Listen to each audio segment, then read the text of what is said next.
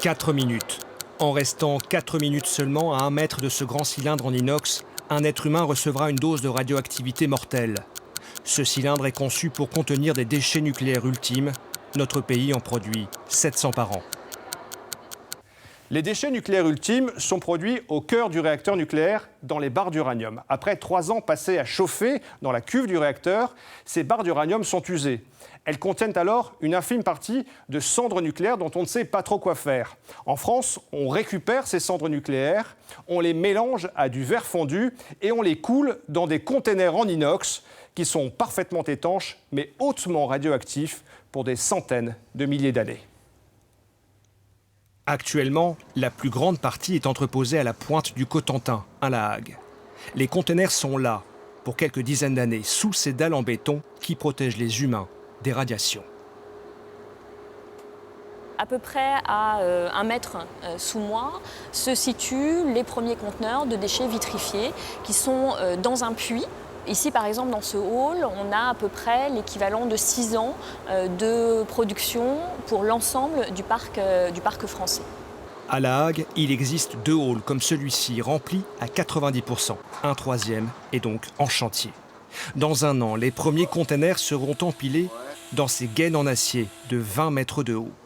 Chacun de ces puits accueillera 13 containers encore chauds. Au début, leur température avoisine 300 degrés. Ils devront donc rester ici le temps qu'ils refroidissent, à l'abri de murs très épais. Ils font 1,40 m d'épaisseur, donc une épaisseur importante pour garantir qu'à l'extérieur du bâtiment, nous soyons dans une zone sans du tout aucun rayonnement ionisant. Mais après, que faire? Un bâtiment ne peut pas durer éternellement. Pour Yannick Rousselet, militant de longue date chez Greenpeace, c'est une voie sans issue. Le nucléaire en lui-même a des quantités de problèmes, mais on est un peu comme on est dans un avion sans piste d'atterrissage, on crée des déchets, des milliers de tonnes de déchets nucléaires, et aujourd'hui, finalement, on ne sait pas quoi en faire. Pourtant, la France et d'autres pays pensent avoir trouvé la solution pour les prochains milliers d'années, le stockage à grande profondeur. C'est ici, à Bure, dans la Meuse, que se trouve le site qui pourrait un jour accueillir nos déchets nucléaires pour l'éternité. On y accède en prenant un ascenseur qui vous emmène en quelques minutes très loin sous terre. Là, on est à 490 mètres et donc on va partir dans les galeries du laboratoire. Dans ces souterrains, des ingénieurs, des techniciens travaillent 24 heures sur 24. Ici, le temps n'a pas vraiment de prise. Les galeries sont bardées d'instruments qui analysent la roche.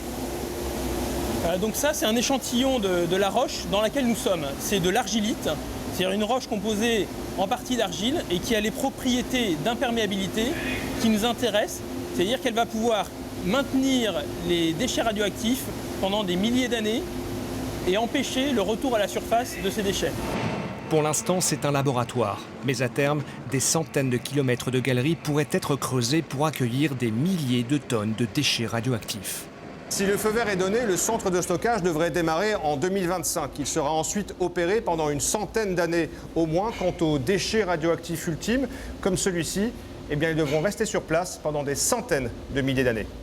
Les plus dangereux, les déchets vitrifiés, seront disposés dans ces tunnels. C'est le tunnel dans lequel on stockera les déchets de haute activité, un tunnel qui fait plusieurs dizaines de mètres de long, dans lequel on enfilera les colis de déchets très radioactifs pour qu'ils puissent diffuser leur chaleur au sein de la roche et on pourra ensuite fermer ces alvéoles pour se protéger et pouvoir circuler dans les galeries si besoin.